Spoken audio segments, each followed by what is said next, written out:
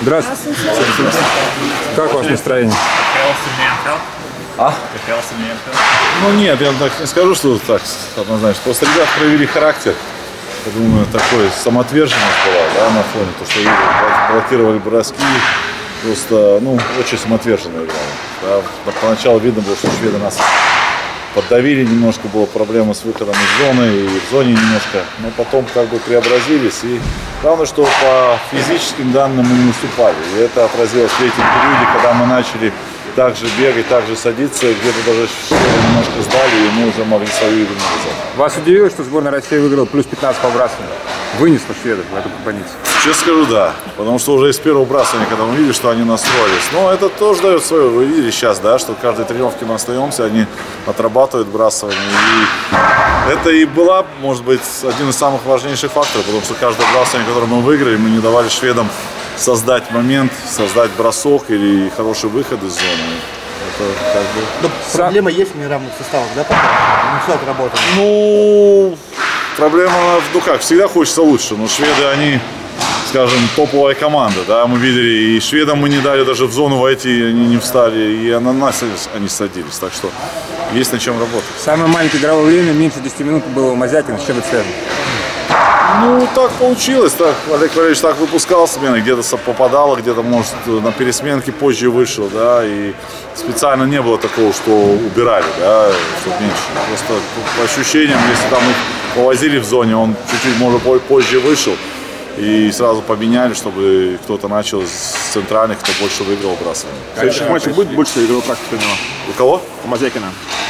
Я думаю, мы так не делим, чтобы кто-то меньше, кто-то больше играл. Они все, по большому счету, все звенья идут по порядку, один за другим. И просто у кого-то получается игра больше в атаке, они задерживаются чуть подольше.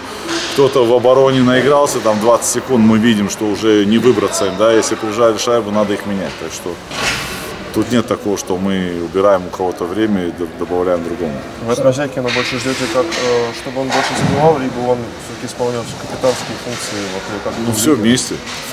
На большинстве как бы, ждем, конечно, его броска. И 5 на 5 мы видели, у него два момента было таких хороших, где он зашел из-под защитника, бросил. Ну, это его игра, и мы ждем это, его качество. Если у него дадится даже один шанс, чтобы он его забил. Барабанов лучше подходит, да? Кто? Судя по всему, Барабанов лучше подошел, наверное. Ну, они все ребята стараются. Просто как что-то надо было немножко поменять, но так вышло. Что вы изучили от сборной Италии? Ой, ну главное будет настрой. Я думаю, не то, что там просто все будет зависеть от нас. Как мы настроимся, как мы будем играть. Мы видели вчера игру Германия-Америка. Америка переигрывала, да, но столько неточных бросков, столько лишнего движения. Казалось, что они думают, сейчас, и игра так затянулась, что в конце они проиграли. И нам главное тоже очень качественно сыграть. Потому что превосходство, я думаю, будет. Итальянцы однозначно будут от обороны играть, будут давать нам возить по углам. Главное, чтобы не уйти с той игры, которую мы, там, броски, там, добивание, там, заслонять вратаря. Вот. Все будет от нас зависеть. Итальянцы не самый сильный соперник, экспериментировать будем. Экспериментировать ничего не будем. Так что мы будем играть свою игру и получать, скажем, больше уверенности надо. И, скажем, то же самое большинство нам надо. А чтобы большинство получить, нам надо агрессивнее играть, чтобы создавать, чтобы они нас цепляли, удаляли. Как мы видим, судьи здесь ничего не свистят, так что надо еще больше играть, чтобы заставлять, чтобы больше фалили. А что касается вратарской позиции? Вратарская позиция на ближайшем матче. Ой, на завтра, знаете, пока еще не знаю. Есть новости по заявленным, по Будь-Коту? Пока нет ничего. Получается, Барабанов с итальянцами будет играть с Андроновым Селегиным? Знаете, мы завтра решим еще как-то. Потому что это два игрока, которые выполняют черновую работу, как один, так другой. И там маленьких нюансов, да, так что как мы решим перед игрой так. У звена наместникова пока не идет в плане КПД, в плане голов. Нет плана Б, может кого-то попробовать?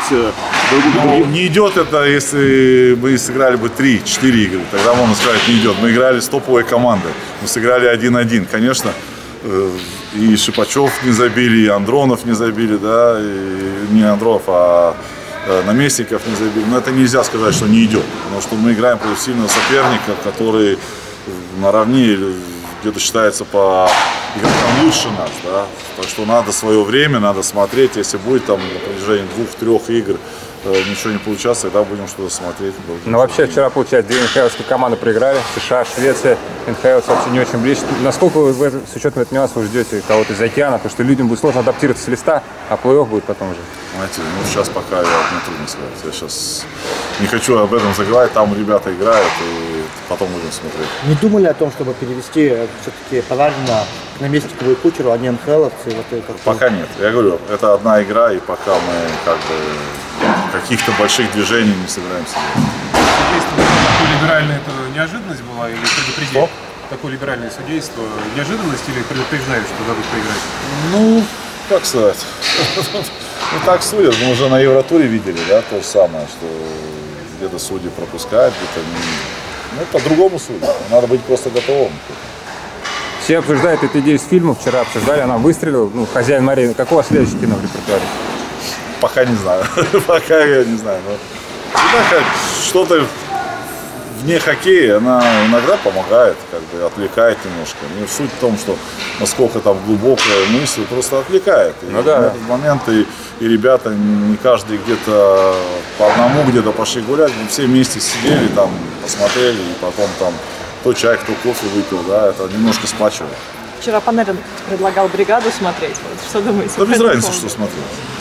Главное, чтобы ощущалось, что все заинтересованы одним делом. Спасибо.